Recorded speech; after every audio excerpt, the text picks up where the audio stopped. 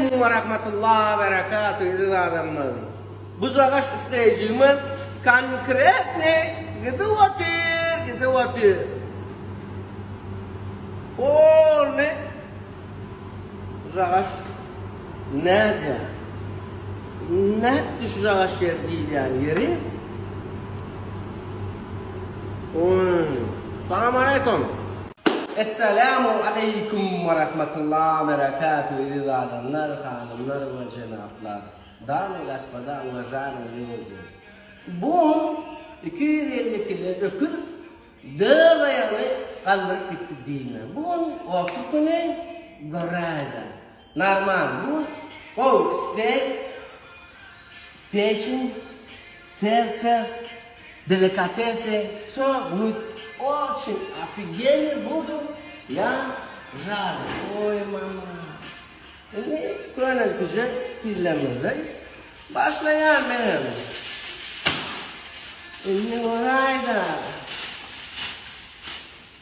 kartlaşkozı köyden gelyenzi değerli narmanlısı tatlanlısı bizim atıyor.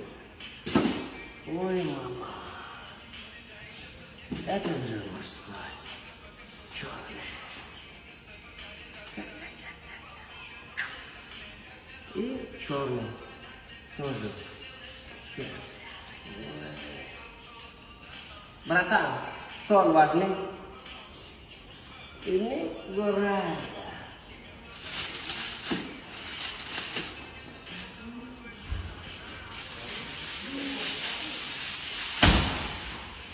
Бурам голжеди. Нормально же болмаdı. Bu atık böyle. Bu kadar. Hemen perfetto. Muchacha perfetto.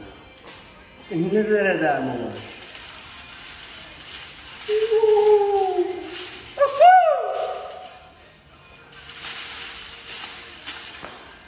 Где-то вот нормально же.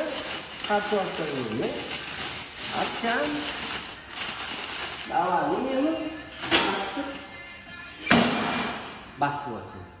Ini mana dia? Ini. Ой, мама, такой злак. Такой печень. Четкий. Салам алейкум.